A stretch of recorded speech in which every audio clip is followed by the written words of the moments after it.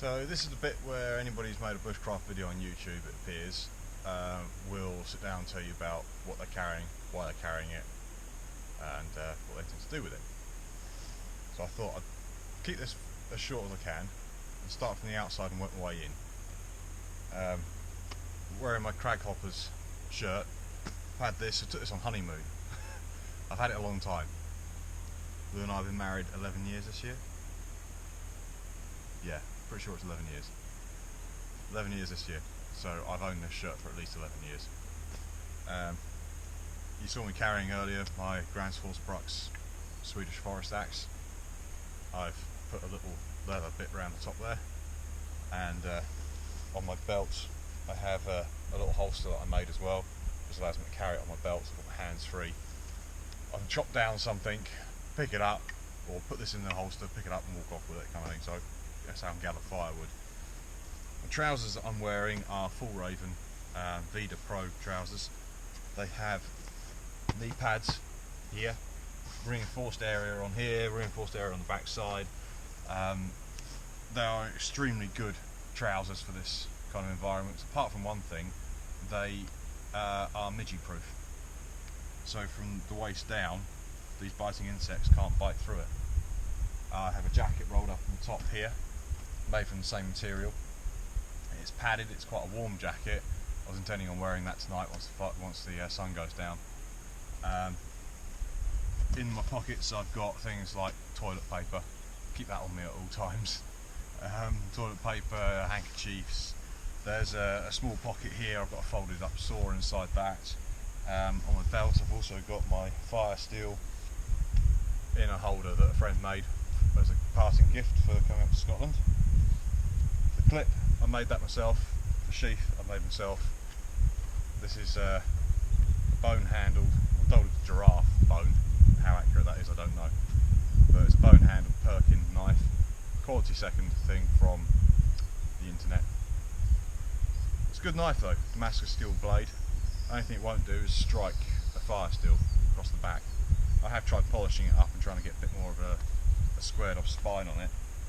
It doesn't seem to work. So to that end, yesterday I purchased myself another Mora knife.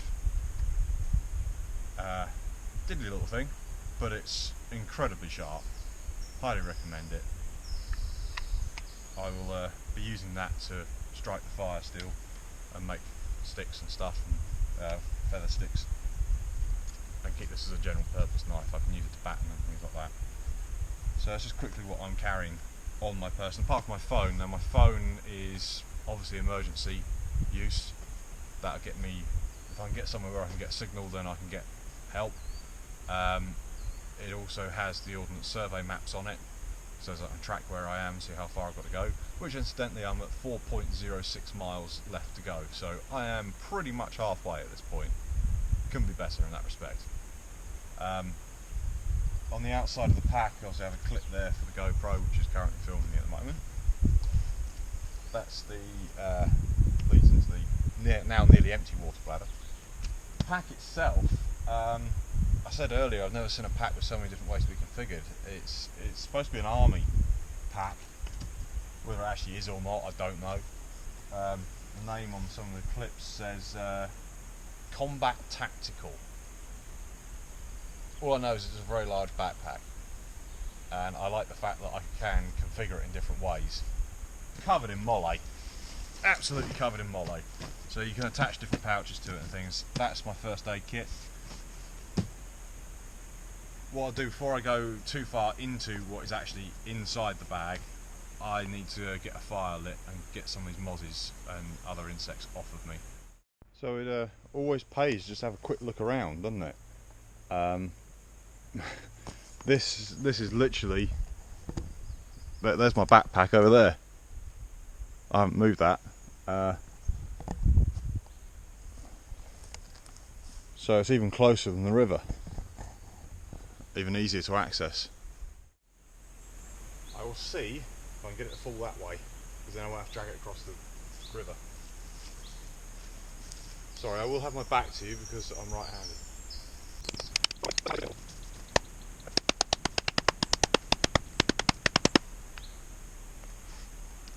Still wearing my wedding ring. bad idea when I'm cutting down wood.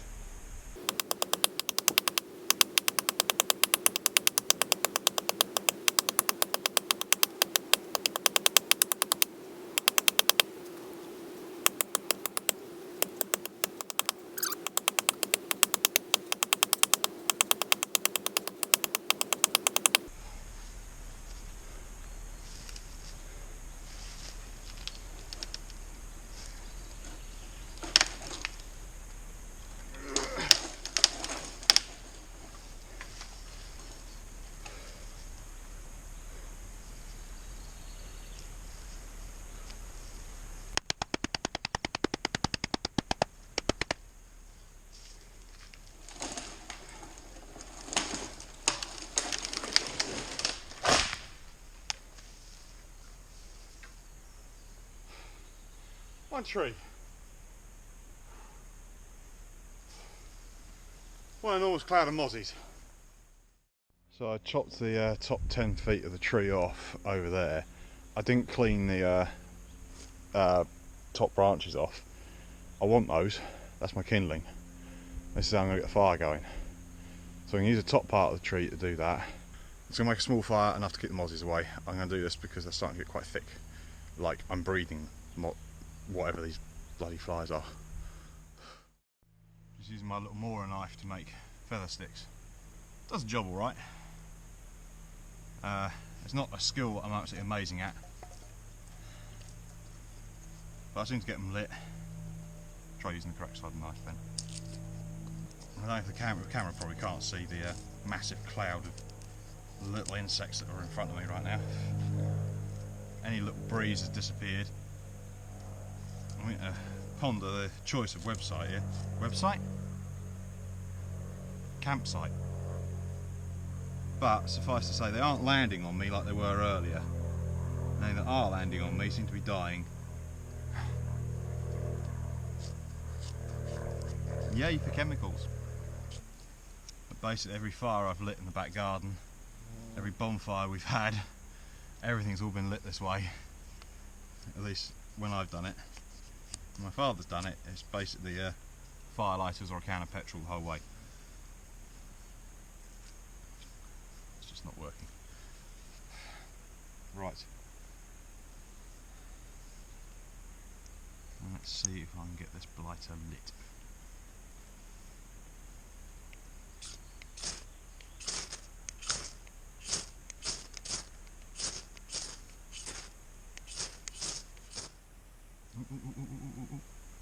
There you go. Up we go. More flame. Go away, you lot.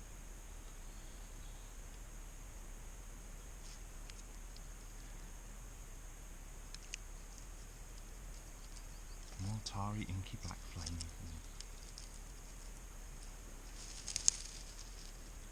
Oh, that big clump of moss on there. Lots of lovely smoke. On fire. Put these tools away before I get overexcited and lose them. Move out of the flames. So they're well and truly going.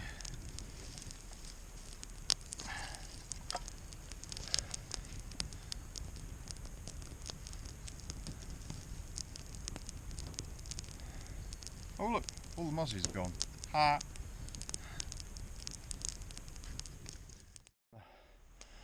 Back from processing that felled tree. It's all here now.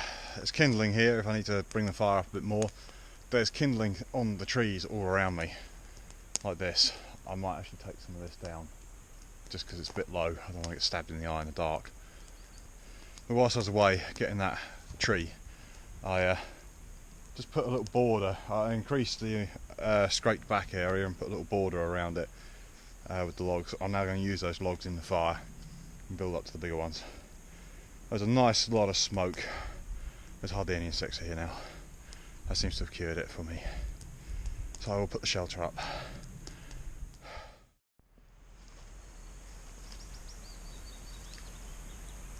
Hopefully you can see me through the smoke.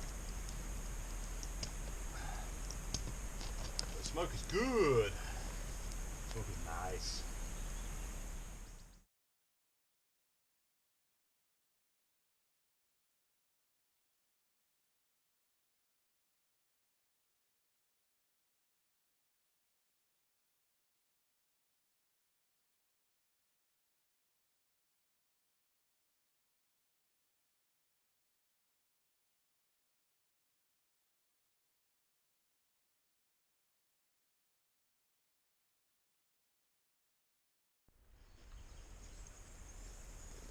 So to carry on in terms of what I've brought with me, where I left off earlier, a tarpaulin, for obvious reasons. This is a DD 4.5 by 3 metre tarpaulin. It is huge. I've been struggling to get it between these two trees. These trees are obviously just over 4.5 metres apart, barely.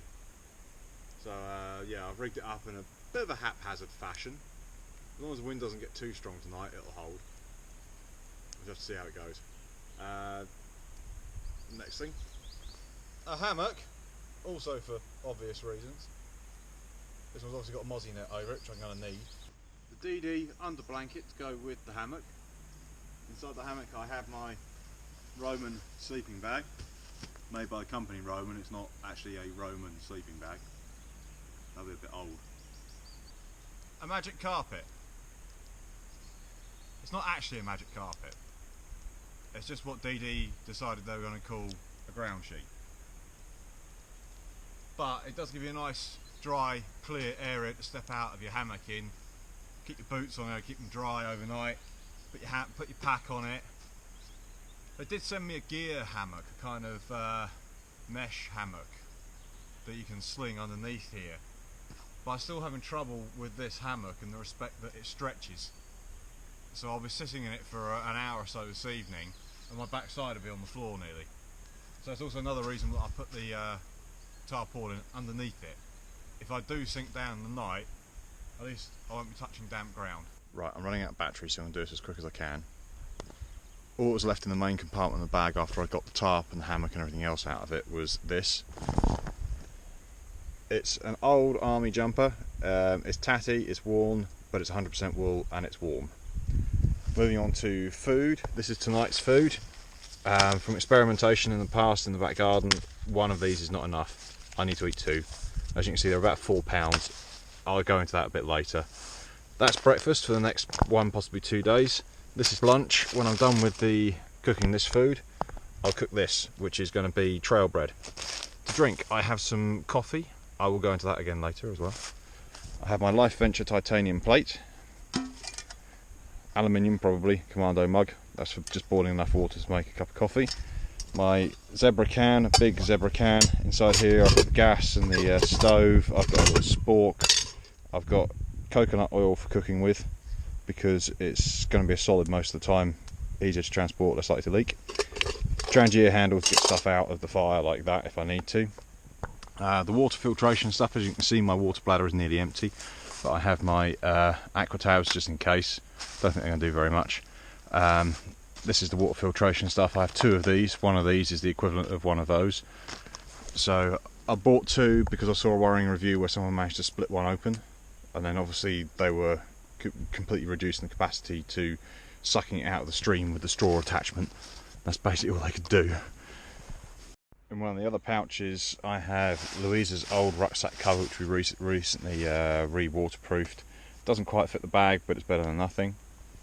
Hairbrushes, sue me, I have long hair. Change of clothes and toiletry bag, and one ridiculous but warm hat. Top pocket of the lid underneath my coat, I had a wrist attachment for the GoPro, headlamp, SPF 50, ibuprofen, Voltarol stuff, not sponsored, just in case I need that because of my injuries. A bit of spare cordage, some antihistamine kind of bug stuff. That's for if you get bitten, that's to stop you from getting bitten. A compass, just because it's a wise thing to carry, but I know if I keep heading south I should get out of trouble. And a pair of binoculars, just in case I see something I want a closer look at. The lid of the lid, pack lid. I have a piece of leather for stropping, which I didn't actually get around to put my jeweler's paste on to actually help doing that. I have what I'll be needing in a minute to recharge the camera. This is a USB power bank. It will also be running this set of lights that go on the front of the GoPro for filming after dark. Not the lights I was hoping to get. I've just got back from dropping Ben off at the woods. And guess what? The lights have arrived. An emergency whistle, thank courtesy of DD again, with a really useful thermometer on it. That shows 21 degrees at the moment, and a compass. Spare carabiner clips just because I can. Emergency fire lighting stuff. That's Vaseline soaked cotton wool balls. This is fatwood sticks, and there's various bits of tinder and stuff in there, and a spare fire steel for sharpening the axe and or knives. Definitely just for sharpening knives. That's it, I believe. That's everything I've got with me. It's hardly a 10-item list. I get that. Can pare down a lot of it because I just need to trust myself, like carrying around bits of fatwood stick while I'm in a pine forest. Fatwood everywhere. It's a lot easier to find dry standing wood here, it seems. I just didn't know what I was going to find or what I could do. I just got to trust myself a bit more, that's all. Yeah, I'm carrying a fair bit of food, but I'm a big guy. I'm doing something, exerting myself, so I need to eat and drink. Speaking of which, time to go and siphon some water off of that river. The colour of this water looks no worse than the stream that I was looking at earlier anyway, so... Alright, yeah. The reviews I read did say it's a little bit tricky to get the first bit in there.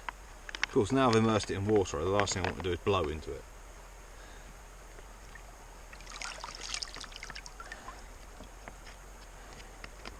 Water, water everywhere, but not a drop to drink. Because I can't get it in the sodding bag. It just doesn't open. There we go. Right.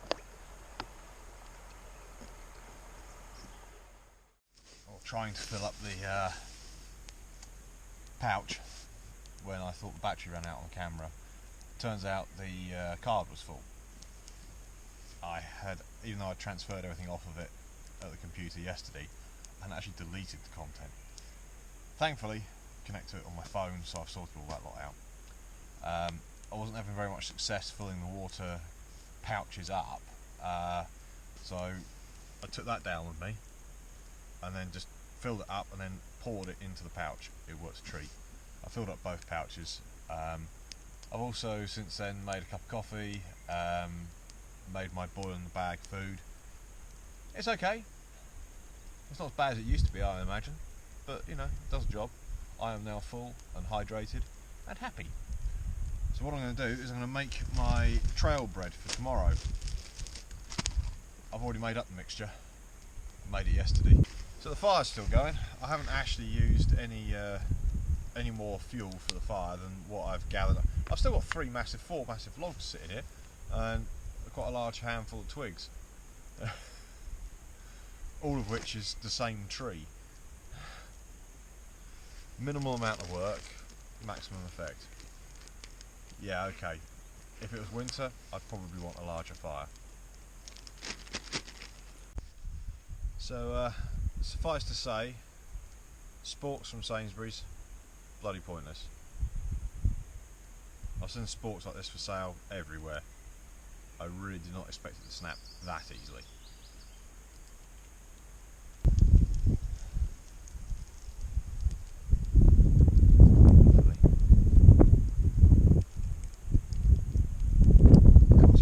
Now no longer have a spork or anything like that to try and lift it up with.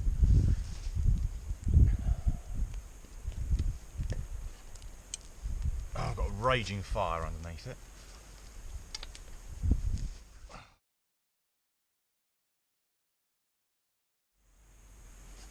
Aha! Aha! That felt better.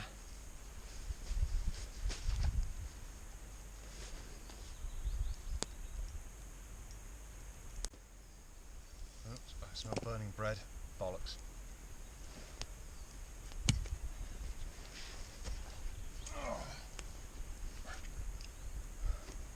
Oh, crikey. It would appear coconut oil is flammable. Or at least something in there was.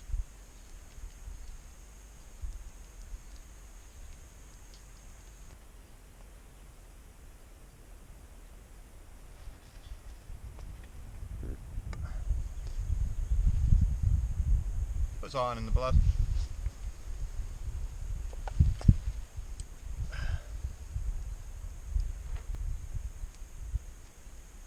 So more practice required.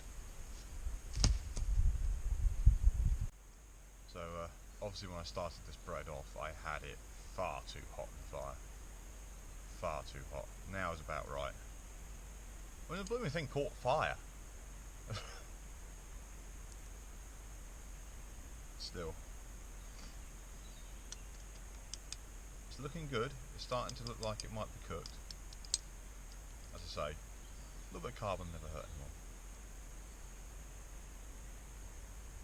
Probably see a dust cloud behind me potentially. They came through a bit quicker than they should have been. A couple of young lads, but been about 5 or 6 cars go past since I got here. Not one of them has spotted me.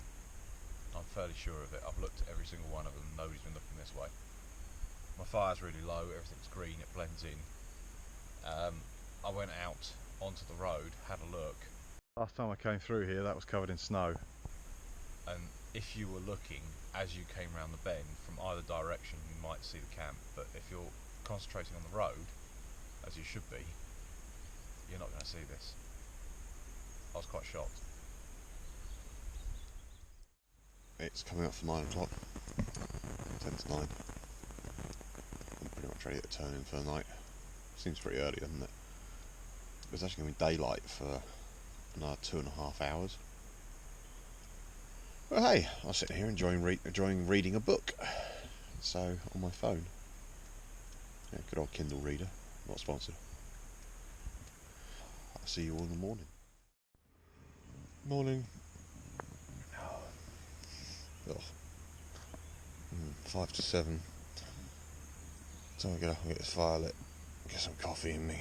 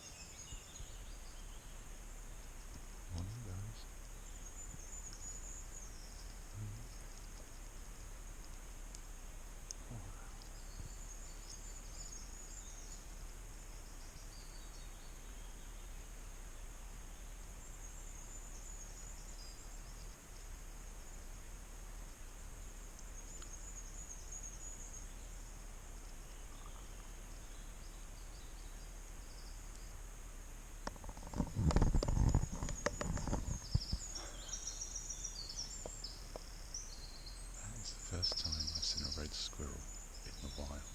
Here he goes again.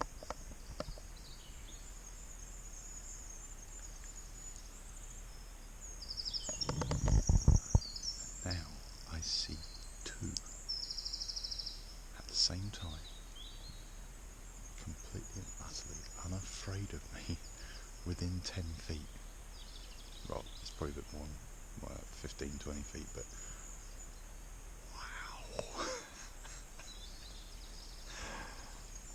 I've never seen them before, and that they're a native species to this country. The invasive grey squirrel drives them out of their territory. It also carries a disease that it passes on to them that they have no resistance to. I don't know why we have grey squirrels here, how they were introduced, etc. But yeah, the red squirrel is native, and I knew there was red squirrels in the area. those little red squirrel viewing places and things like that. But wow, I'm just going right up to my campsite. I mean, that tree they were climbing on just there, you can see it's the tree next to the one I've just tied my hammock to. Oh, that's amazing. Well, I'm just having my oats. I've pretty much got everything packed away, so 10 more minutes work after finishing this, put the fire out, job's done, I'm on the road. It's not much past 8 at the moment, so that's good. I've got loads of time. I've 4 miles further to walk, and Lou is not going to be turning up before 2 o'clock this afternoon, so loads of time. Yeah, I've already put 1 cup of water on here. I'm just doing this to be absolutely sure.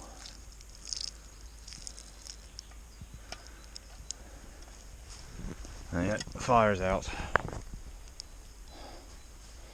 Unfortunately, when I crouched down the stream just now to clean out my cup and get some water, I busted the top off of my selfie stick. So everything will be done at arm's length today. I'm about 100 yards up the road from where I camped. I just come across this area here. I might have been able to get a bit further back away from the road. So if I do this walk again, I'm going to remember that that's here. You saw what the water level was when I was getting water initially, and then when I went back about an hour and a half later to get some more, it was 4 inches deeper. Now I've seen signs in various places around here. They basically say caution, water level may rise unexpectedly and rapidly due to hydroelectric operations. So what that basically means is that dam that I started at Crackling Shores, that is it Clattering? I keep getting that wrong. Clattering Shores. Yeah, that dam back there is hydroelectric, and obviously the River Dee comes out of that dam, and whenever they release the water to create hydroelectricity, this river gets deeper. I imagine the lock at the other end does too. Anyway, yeah, let's get ourselves down the road. What's the time? 25 to 10. So I'm a little bit later than I intended, but still got plenty of time.